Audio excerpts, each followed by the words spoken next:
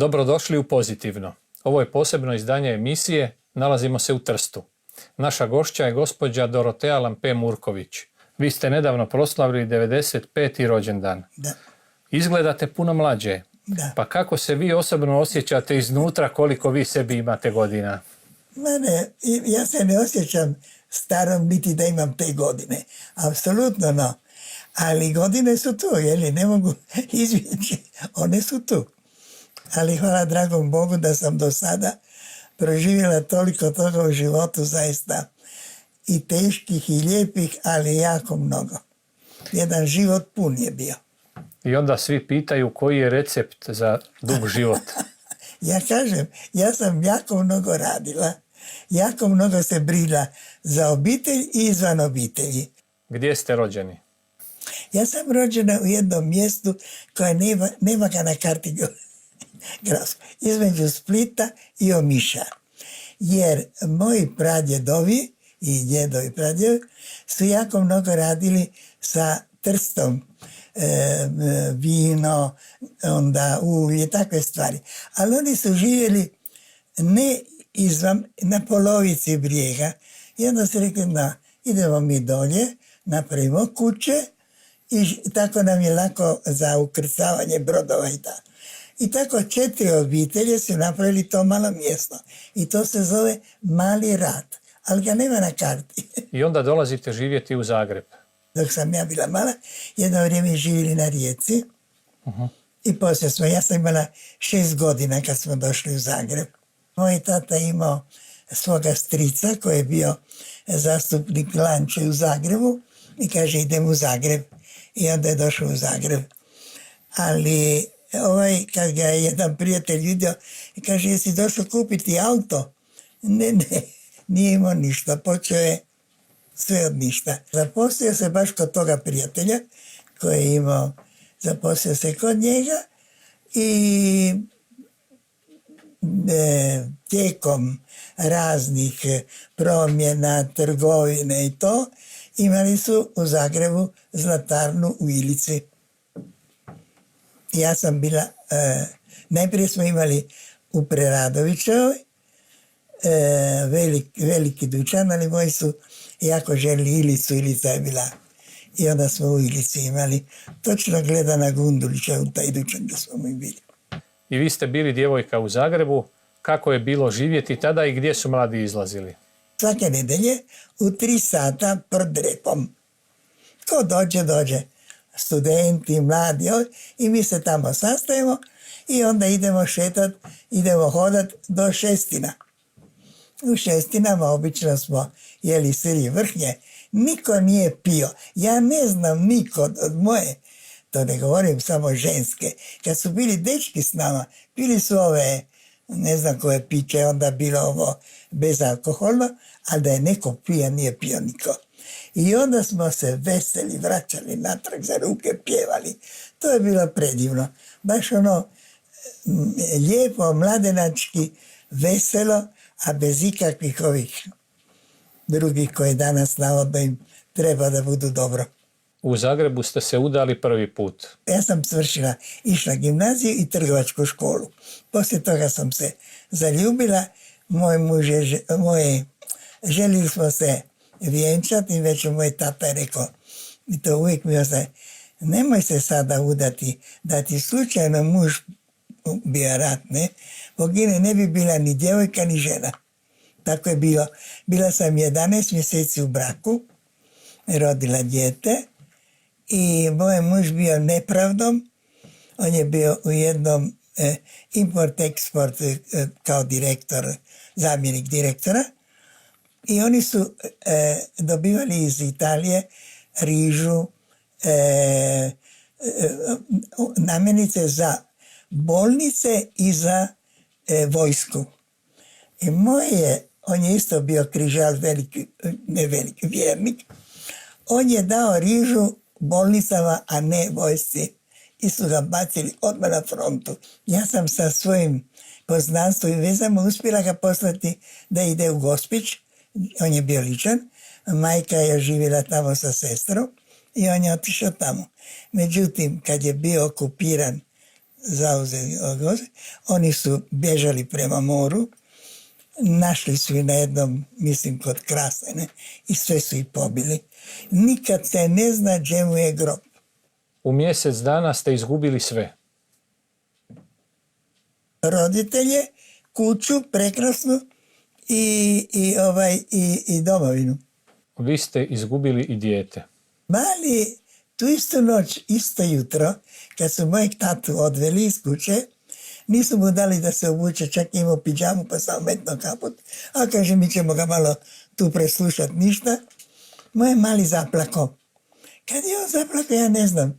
Meni takav jedan osjećaj bio da to nije onaj plać dijete.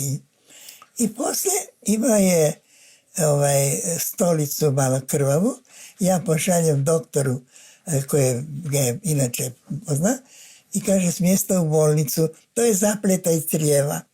To je dovoljno da otvoriš i zatvoriš i nikom ništa. Ali kad sam ja došla u bolnicu, ja sam došla kod moje prijateljice koja je bila tamo činovnica i bila sam cijelo vrijeme uz dijete. Ali su doktori bili izvan sebe. Ovo što se događalo, da nisu mogli. Kaže, imamo nalog. Niti jedan ovima. Svi su bili dole u podrumu. Odveli su i po noći. Oni su bili izvan sebe, doktori. A poslije su imali nalog da ne mogu nikog operirati, samo ove. Koga? I partizane. Ja sam kidnapirala dijete, uzela ga i odvela ga u drugu bolnicu. Tamo su mi rekli isto. 2 promil da se spasi, prekasno je. I tu noć je umro. Bili ste odvedeni na saslušanje. Pita neka pitanja, ja na to odgovorim i soba nije bilo interesantno, pusti me, jer smo mi išli poslije na druga preslušanja kad smo bili u logoru tamo. Kad smo bili, onda nas zovu i dođe meni ove moje prijateljice. A kaže ja, on meni kaže to, ja njemu kažem to. A on meni to, ja njemu odgovorim. 8 njih su streljali. A mi kažemo, cure, u nedjelju 9 sati u katedrali nađemo se svi na svetoj misiji. Osim mene nije bilo nikoga. Jedna je bila samo poslije profesorica osuđena 8 godina. Ove druge su sve likvidirane. Kaže u Svetom pismu da će nam biti dano da govorimo šta trebamo kad dođe. Meni je bilo to dano. Ja sam se radila budala. Ja sam rekla, ako ja njima pametno odgovaram, oni vide ko je pametan, njima ne treba. Im je opasan. On meni pita, ti si pomagala okupatora? Ja ne kažem, znate, ja nisam pomagala. Oni su mene zvali jer su znali da radim kolače. Pa su me tražili da pravim kolače za ranjenike. To za naše. Dobro, a šta si drugo radila za okupatora? Ne mogu se sjetiti. A znate šta, skupljali smo zimsku pomoć. Mogli sam da su skupljali zimsku pomoć. Ja sam isto skupljala. Ali kako si se zaljubila Ustašu? Jer je morao biti Ustaša, nije morao biti Hrvat. Kažem, da ste vi vidjeli ko je lijep Ustaškinju, vi bi se zaljubili. I vidi da sam budala i mene jedino nisam bila. Puste, ali kažu, drža nam prije toga razgovor, da ne mislimo da mi nismo, ali evo oni su tako širokogrudni, pa nas puštaju. Vi ste nakon toga odlučili otići u Trst. Da, i onda ja, kad sam izašla van, moj tata bio pušten i ja sam napravila samo da odem, nisam više žele tamo. I onda sam, dobili smo propusnicu i onda sam došla u Trst. Iz one prekrasne moje kuće ja sam došla gdje nije bilo banje, nego samo lavor i prala sam se u lavoru. Ali me nije ništa to. Glavno sam rekla da sam se spasila. To je bilo, da nisam bila tamo. U Trstu ste susreli drugog muža. I onda u Trstu kako je bilo, ja sam tražila, uvijek svagdje sam išla da neko nešto zna o mojem mužu, od ovih koji su se povlačili iz Gospića. Moj muž, ovaj drugi, on se povlačio, on se spasio. Jedan zadnji brod ili šta koji je išao iz Senja, on je došao u Trst.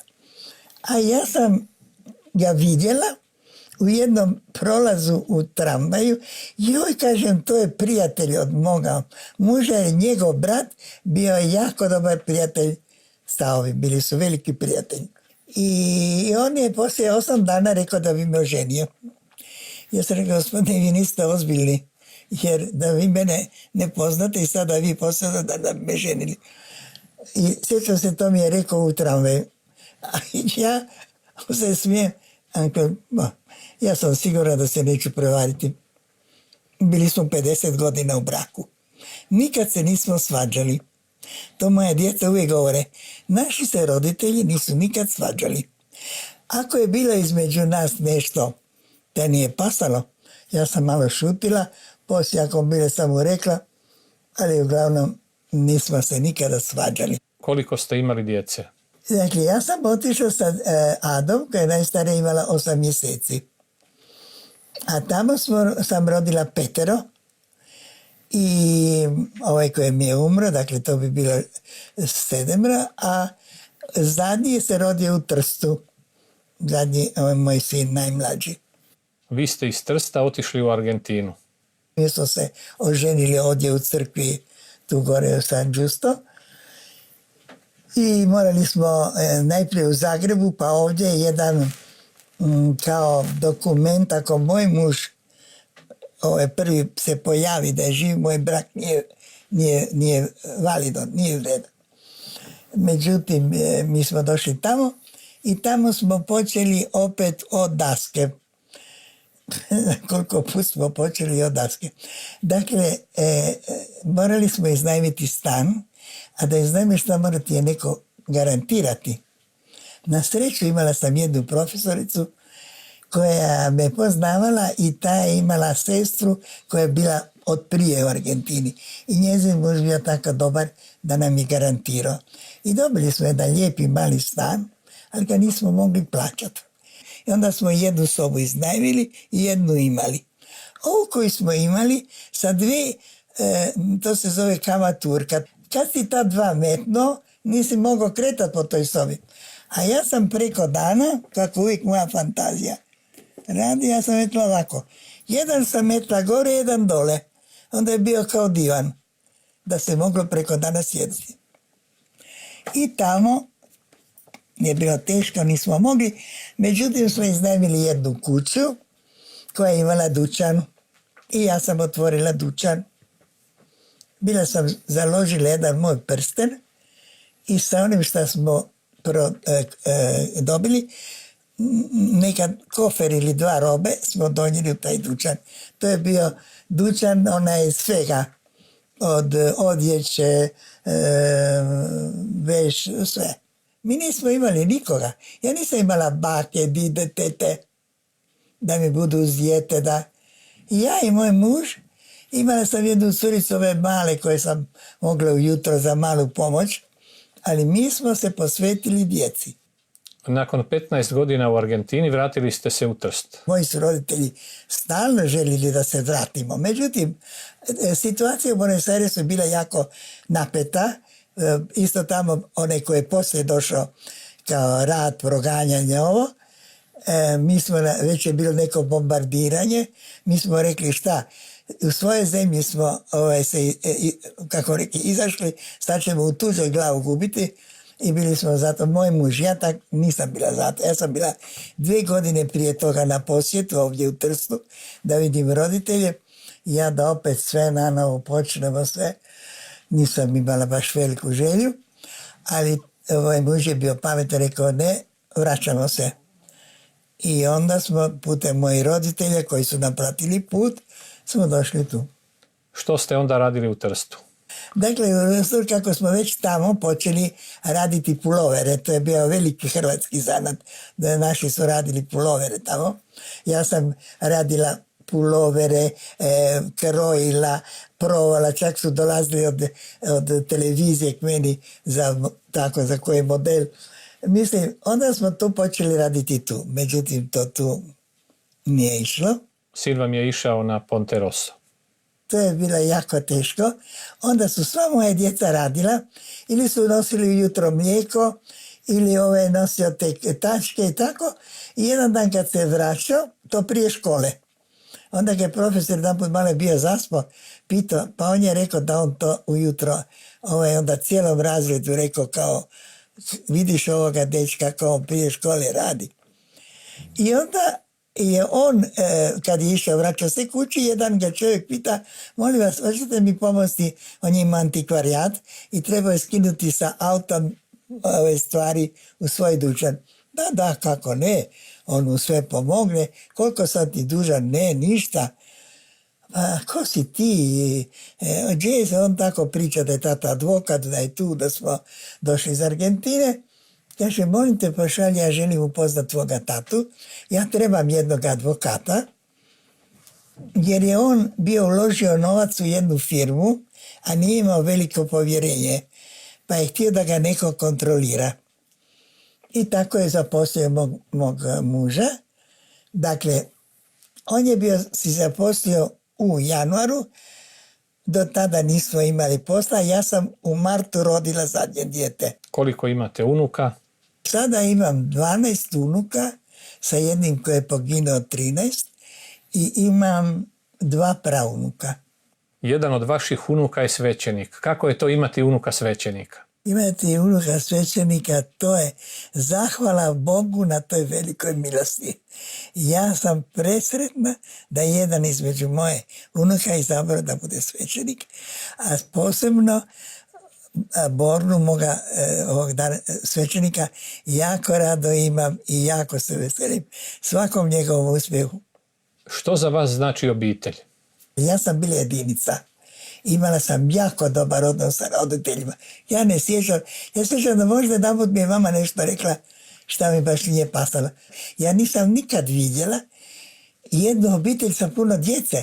Da bi čovjek rekao, zaželjela si se ti. Ne znam zašto. Uvijek sam mojim prijateljicama rekla, ja ću imati 6. Kad sam prešla broj, prešla si broj.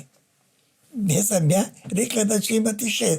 Volila sam obitelj. Ja sam zapravo bila rođena za obitelj. Svaki ima svoje. Neko hoće biti ovo, neko biti ono. Ja sam želila imati svojeg muža, djecu. Muž me jako volio. Do zadnjega, još kad već nije mogao, još uvijek lijepu riječ, uvijek ovo. I ja sam željela to i to sam imala. Rekli ste da ste vjernica. Koliko vam znači vjera? Ko malo dijete stanovali smo kraj crkve Svetog Petra. Ja sam tako željela ići u crkvu, tamo ima jedna sa strane, ne znam da li poznate, kao jedna nikađe Majka Božja i onda ljudi kad neku onu želju ostvare, sve one okolo, kako se kaže... Pločice. Da, pločice. Ja sam tako tu Majku Božju, mene je tako privlačilo. To je još bilo kad, ja ne znam, kad sam išla u pučku ili kad nisam. I poslije sam išla u internat, gdje sam imala vjerski odgoj. Mi smo svaki dan išli na svetu misu prije škole. Svaki dan. Dolazio je šeper, dolazio jedan drugi, a ja sam uvijek imala tu taj vjerski osjećaj jako u sebi. Moj tata nije bio vjernik. Moj tata, on je rekao, za njega je Bog svagdje. U šumi na ovo. Samo na Božić mi iz mene ljubavi prema meni išao na ponoćku. Međutim, kad su njega zatvorili u Savsku cestu, on se spasio s tim da nije rekao da je tršćanin, nego je rekao da je kao odavle. Inače bi ga, jer on je bio talijanski državljan skoro do kraja. Onda su ih metnuli navečer 5 u ove redove. Svakog 5. su streljali, a moj tata je bio 4. I onda je vidio Boga. On je moj tata bio vjernik od onda. Koliko je vama osobno vjera pomogla u životu? Sve. Ja nisam nikada mislila da ovo što je meni poslano da je to za moje slabo. Moj muž je to izričito rekao ovako. A to možda za mene ne bi baš tako, ja bi bila uvijek skromna. On je rekao da sam ja ostao tamo kao advokat, ime Murković je bilo onda jako, imala svoju važnost. Tata je bio narodni zastupnik. su bili HSS-ovci. I kaže, ja nikad ne bi bio ovo što sam danas. Uz ovu muku, uz ovu što je on je radio u mašini, onaj život koji je imao, taj ga je načinio, neću reći svetim, nego imao je veličinu kao čovjek, a da je bio jako veliki advokat, jako bi imao novaca, da imao sve, ne bi to, on je to tako razumio. A ja sam razumila da je bila Božja volja da bude tako. Ja se nisam patila da kažem, zašto je to. Uvijek sam se snašla sa prilikama koje su dolazile. Bogu bila zahvalna koji danas. Ja sam danas zahvalna sa 95 godina. Ja se mogu kretat, nisam u krevetu, nisam bolet. To je veliki dar Božji. Vaši roditelji su ostali u Zagrebu nakon rata. Što je bilo sa njima? Moj otac ima 47 godina kad sam ga ja ostavila, a našla sam ga kad sam se vratila, imao 65. Oni su propatili, oni su ih mučili, oni zaista, oni su ostali u kući, onda su morali na dražbi, jer su im oduzeli pol kuće, pa su morali svoju kući pol kupiti opet. Onda kako je bila velika kuća, bojali su da im ne oduzmu, onda su oni prodali kuće. I s tim su se namučili, bili su svakakvi ljudi u kući. Bili ste jako vezani u crkvu, bavili ste se karitativnim radom. Koliko ste pomagali tijekom Domovinskog rata? Od ovih što vam kažem velikih u koje sam ušla društvo, od njih sam prvi tražio da me daju, da ja mogu kupovati hranu. I ja sam kamione hrane uporom je. I tako sam poslao 100.000 kila hrane. Drugo sam skupljali, imali smo prekrasne, sad me je zvala u Milanu, u jednoj paroki su skupljali odjevne predmete za nas. I u jednom magazinu hladnom su te žene radile da nama spreme i šalju robu koju smo mi trebali. I onda smo slali sve robe koliko je trebalo, to nisam brojila. Tako da ja sam slala u 25 hrvatskih mjesta pomoć. Nikada nisam nekom rekla ne mogu, teško mi. Svakom sam našla što me tražio. Tijekom cijelog života u Trstu ste se bavili karitativnim radom, a 30 godina ste radili u Centru za pomoć životu. Što konkretno? Kada dođe jedna majka koju ne znamo, onda uzmemo sve podatke od nje, koje šta je, ima djecu, da li radi, da li ne radi. I kad imamo sve te, mi smo imali onda puno Talijanka, sad imamo 80% strankinja. I onda mi uzmemo i kažemo, dobro, ti možeš doći kod nas, dok tvoje dijete ima 3 godine, imat ćeš sve. Možeš, mi mu dajemo kad rodi, onu opremicu za dijete, damo mu kolica, damo mu krevetić, damo mu, ako treba, pelene, 2 puta na mjesec pelene, damo mlijeke, sve što dijete treba, koje potrebi mi mu damo. I tu imam 2 albuma puna djece da vidite koje smo pomagali. Uz vjeru, što treba za uspješan brak? Kad se 2 žene, to su razni, mislim, svaki ima svoje i navike i običaje. Trebaš ih i prihvatiti. Trebaš nastojati. Evo ja imam sad jedan strašan slučaj od 2 starih ljudi koji se ne podnašaju. Sad ne podnašaju. A vjernici su bili. I to je jedan pakao. Jer ja sam im rekla, vi ste stari, sada nastojite da gdje je dobro, gdje imate nešto lijepo od svoje, a ne da tražite jedan drugom samo šta je slabo. Tako i u braku. Ima ono što, ja uvijek imam jednu prijateljicu, imala sam, koja nije bila športašica. Imala je muža koji je išao svaki nedelju na Sljeme. Bio uvijek crn na skijanje. Tato je bio direktor Hrvatske banke. Ja kažem, kad se udala, kako si ti sad? Kaže, idem i ja. Šta hoćeš, ne mogu njega pustiti da ide sam na Sljeme, idem i ja. Bila jedna mala blond plave oči. Idem i ja. Moraš se prilagoditi, ne da sve prihvatiš šta on gleda tvoje, ti gledaš njegove. Nastojite da jedan drugomu idete u susret. Spomenuli ste kako ste poznavali kardinala Šepera još dok nije bio kardinal. Mi smo ostali i poslije prijatelji od obitelji. On me vjenčao, imam slike, i on je malo ga krstio i malo ga zakopao. Kardinal Šeper. Dobro. I onda je još ga moj sin posjećivao u Rimu. Što možete poručiti svima kako živjeti zadovoljno u životu i što je bitno u životu? Imati vjeru, ne misliti da ti materijalne stvari mogu dati to zadovoljstvo kao što ti može kad ja jednu majku pomognem pa znam da ona je dobro, sigurno je bolje nego da ja sebi kupim. Ja imam jedan mobitel, valjda ne znam, 10 godina, uopće moderne ove nemam, ono mi interesa, trebam samo za djecu ako treba. Materijalni ti ne daju za to, ti daju ono momentalno, ali ono duhovno ne. Što čovjeka treba voditi u životu kad mu je teško? Ovako, baš za mlade. Ako mladi nema posla, gdje je plaćen. Neka radi tamo gdje nije plaćen, ali gdje je koristan. Neko će vidjeti njegovu sposobnost, pa će možda lakše doći do posla, nego neko ko kaže ja ne idem, ja sam svršio to, ja neću ići bilo šta. U Americi se počne tako, radiš bilo šta, dok dobiješ ono što ti treba. Glavno je da čovjek radi, no zato kažem, ovi mladi, toliki mladi ne rade ništa, onda šta, mora se drogirati, droga košta, moraju krasti, ali daj, upri se danas kad ima na svakom koraku potreba da se pomogne drugomu. Pa ćeš vidjeti da će i tebi, dragi Bog, pomoći. Ja mislim. Hvala vam na ovom razgovoru i želim vam puno zdravlja i sve dobro u životu. I hvala vama puno. Poštovani gledatelji, ovo je bilo posebno izdanje emisije Pozitivno.